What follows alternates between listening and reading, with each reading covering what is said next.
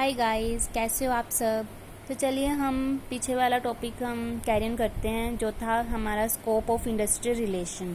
तो इसमें first relation आता है labour relation, relationship between trade and management. Number second, employer employee relationship, relationship between management and employee. Third, group relationship. It is a relationship between various groups of workmen. It means a relationship among workmen, supervisors, foremen, technical and non-technical persons. ये इन सब में ये relationships बताए गए हैं। एक और point है इसमें, नंबर फोर्थ, कम्युनिटी और public relations. It means relations existing between the company and the outside private and public departments, organizations and relationships of the company with the society and the nations as a whole.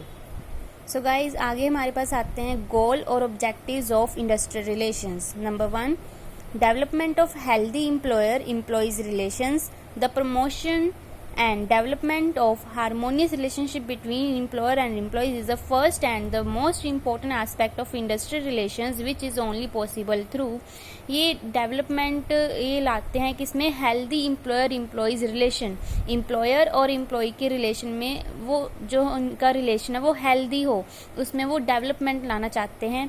ये इनका गोल है कि ये development रखें, इसमें development लाएं। The promotion and development of harmonious relationship between employer and employees is the first, उनका ये फर्स्ट स्टेप होता है and the most important aspect है of industrial relation which is only possible through, ये कैसे पॉसिबल होगा, successful working to adopt collective bargaining, के collective bargaining करते रहें, ये time to time collective bargaining करें तभी ये सक्सेसफुल होगा ये work. Number second, a willingness to adopt voluntary arbitration, ये वॉलंटरी आर्बिट्रेशन सबके लिए इक्वल हो। To have a strong well organised democratic and responsible trade unions and employers associations, कि इनका जो ऑर्गेनाइजेशन है वो भी वेल ऑर्गेनाइज्ड हो, स्ट्रॉन्ग हो, डेमोक्रेटिक हो एंड जो ट्रेड यूनियंस हैं वो रिस्पॉन्सिबल हों, वो सभी रिस्पॉन्सिबिलिटीज़ को समझें अपनी, और and employers association. Number 4, to provide highly comfortable working environment, जो उनका वर्किंग इन्वायरमेंट है वो उनके लिए कंफर्टेबल होना चाहिए। Conditions through voluntary and statutory means, जो कंडीशंस हैं, जो वर्किंग कंडीशंस हैं वो भी उनकी फुलफिल होनी चाहिए, उनको वो कंफर्टेबल होना चाहिए इन्वायरमेंट, तभी वो काम अच्छे से कर पाएंगे। Number second, maintenance of industrial peace, industry में पीस होनी चाहिए, वो मेंटेन करके चलेंगे इंडस्ट्री में पीस, तभी जो उनका गोल है वो फुलफिल हो पाएगा। Industrial peace is only possible when there is active internal support and management of active internal support. Internal support किसका हो, मैनेजमेंट का, एंड एक्सटर्नल सपोर्ट गवर्नमेंट का। It can be enjoyed by adapting the concept of bipartite and tripartite. Industrial peace is possible by the appropriate government must have sufficient power to refer the disputes to adjudication or arbitration when it feels it is necessary in the interest of the industry or government. जो appropriate government है उनका sufficient power होना चाहिए कि वो जो disputes होते हैं, जो conflicts होते हैं इंडस्ट्री में वो ख़त्म कर सकें, उनका पावर होना चाहिए to adjudication, उसको एडजस्ट करने के लिए, और आर्बिट्रेशन खत्म करने के लिए। When it feels it is, जब उनको लगे कि ये बहुत इंपॉर्टेंट है, नेसेसरी है, जब उनको कहीं लगे कि ये नीड है in interest of the industry और the government. Number second, there must be provision of bipartite and tripartite forms for the settlement of disputes. वही अगर ना बाइपैरेटेड एंड ट्राइपैरेटेड के वो फॉर्म ये लगाएं, सेटलमेंट कर सकें, जितने भी डिस्प्यूट्स और कन्फ्लिक्ट्स होते हैं उन सबको ख़त्म करने के लिए वो करेंगे। नंबर थर्ड हमारे पास आता है, there must be various codes, standing orders, rules and regulations and procedures to resolve all disputes in a effective manner. जितने भी उनके पास वेरियस कोड्स हैं, स्टैंडिंग ऑर्डर्स हैं, रूल्स हैं, रेगुलेशंस हैं, जितने भी उन्होंने बनाए हुए हैं rules and regulations and procedures to resolve all disputes को ख़त्म करने के लिए in a effective manner. Number fourth, it is desirable to have implementation sales and evaluation committee to ensure the proper implementation of various various agreement, settlements and awards. उनको desirable होता है कि जो उनके पास सेल्स हैं और इवैल्यूएशन कमेटी है उनको इम्प्लीमेंट कर सकें, एंश्योर द प्रॉपर इम्प्लीमेंटेशन, वो प्रॉपरली इम्प्लीमेंटेशन कर सकें किसका, वेरियस एग्रीमेंट्स का, सेटलमेंट्स का एंड अवार्ड्स का। Number 5, machinery for prevention and settlement of industrial dispute through legislative and administrative force. जो मशीनरीज हैं जो काम कर रही हैं, प्रिवेंशन है और सेटलमेंट करती हैं इंडस्ट्रियल डिस्प्यूट्स को through legislative and administrative force के। नंबर थर्ड ये पॉइंट है हमारे पास, ये थर्ड गोल है हमारे पास, क्या है, development of industrial democracy. Democracy जो हितकारी होते हैं, जिसके हित में सब कुछ होता है, डेवलपमेंट हो उसमें, इंडस्ट्रियल डेमोक्रेसी में। Industrial democracy means the employ must have a right, employ को इसमें राइट मिलता है क्या, and access the management in running, managing and controlling the industry, कि वो रनिंग कर सकें, कि वो अपनी मर्जी से इंडस्ट्री में रन कर सकें, मैनेजिंग कर सकें और कंट्रोल कर सकें। उनको लगता है कि सब कुछ तो एम्प्लॉयर के पास क्या है, एम्प्लॉयर के हाथ में, तो हमारे पास में क्या है, हमारे हाथ में क्या है, एम्प्लॉय को ये लगता है। तो वो चाहते हैं कि हमारा भी इसमें पार्ट हो, हमारी भी सुनी जाए, इसलिए वो डेमोक्रेसी लगाते हैं। It is the management of workers by the worker and for the worker. It can be achieved, number first, ये कब कैसे अचीव होगा, by strongly establishing shop councils and joint management councils at the floor as well as at the plant level. Number second, try to improve the working and living conditions of the workers through mutual consultation and understanding। जैसे employees चाहेंगे, जैसे workers चाहेंगे, उनके ही हित में वो living conditions और mutual consultation उनका लेके और अंडरस्टैंडिंग वो भी अंडरस्टैंड करने चाहिए, उनका भी अंडरस्टैंडिंग लेंगे तभी उनके हित में सब कुछ होगा।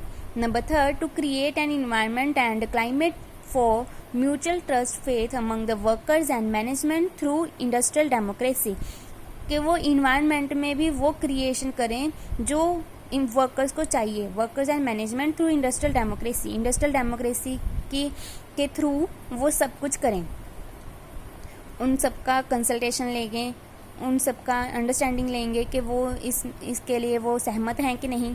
Number fourth, to enhance the productivity of labor through different technical and human relation based approach. Number fifth, to ensure that workers are treated as an important part of industry to allow them full self respect, dignity of labor and giving them better understanding of their role in the organisation, कि वो labours को भी ऐसा लगे कि हाँ हमारी भी बात सुनी जा रही है इस इंडस्ट्री में। Number 6, to provide a highly comfortable social and work environment in which a worker could properly adjust himself and go to his homes with a feeling of restness and stress free। जो comfortable होने चाहिए social and work environment में, in which a worker could properly adjust, कि वो अपने आप को properly adjust कर सके उसमें, उस इन्वायरमेंट में, एंड गो हिज होम्स, कि वो अपने जब होम्स में जाएं तो वो रेशनेस फील करें और स्ट्रेस फ्री फील करें, कि वो उन्हें कोई भी स्ट्रेस ना हो उनके माइंड में, कि वो कंफर्टेबली अपने घर में चले जाएं काम करके। फंक्शंस ऑफ इंडस्ट्रियल रिलेशन, तो देखिए फ्रेंड्स आगे फंक्शंस हैं हमारे पास इंडस्ट्रियल रिलेशन का। Number 1, employ relation. Under this area the industrial relation department has to perform, number 1, a smart wage and salary administration. Number 2, employees career prospects, promotion and transfer. Number 3, retirement benefit and medical facilities. Number 4, efficient redressal of grievances and discipline. Number 5, training and development of the employees. Number 6, employees counseling and empowerment to ensure proper compensation to employees in case of mistakes and accidents. तो ये था employer और employee में relation, कि वो जब employee और employer एक दूसरे रिलेशन में होते हैं तो वो एक दूसरे की क्या हेल्प करते हैं। Number 2, labor and management relations. These are group relationship under which it has to ensure that there exists a strong collective bargaining machinery, prevailing of an efficient industrial dispute machinery, provision for and working of tripartite dispute settling machinery, good provision of welfare measures and fringe benefits, a proper system of health and safety as per Factories Act. सो देखिए guys, इनका third main function क्या है, industrial piece and productivity, के industry में piece हो और अच्छी productivity हो. The industrial relation department and officer has look after these aspects. जो इंडस्ट्री के डिपार्टमेंट्स होते हैं, इंडस्ट्री रिलेशन के डिपार्टमेंट्स होते हैं और ऑफिसर्स होते हैं, वो किसको देखते हैं, कौन से एस्पेक्ट्स को देखते हैं. Try to maintain healthy and improve union management relation. Number 2, to ensure that there is no strike and go slow tactics. Number 3, to prevent lockout and layoff, to secure employee cooperation in improving the productivity. Number 5, to ensure that there is minimum man-day loss per year. Number 6, to look after the upgradation of technology and methods of production. Number 7, to take care of retraining and redevelopment of surplus labor. सो आगे देखिए, number 4 क्या है function, aspects of industrial democracy, to enhance and improve public relationship, to ensure formation of workers committees and joint management councils. Number 3, to bring humanism and professionalism in the industry. Number 4, to do the social orientation of the business. Number 5 क्या है हमारे पास, 5th function क्या है, liaison functions, to have a strong liaison with state and central government through labour department. इसमें number 2 क्या है, number 1 से था और नंबर 2 क्या है, to develop a strong liaison with local government authority like labour officer, factory inspector and industrial safety officer. Number 3 देखिए, to formulate and implement different healthy industrial relation policies both for employer and employees benefit. Number 4, to do constant employees level of motivation and attitude survey.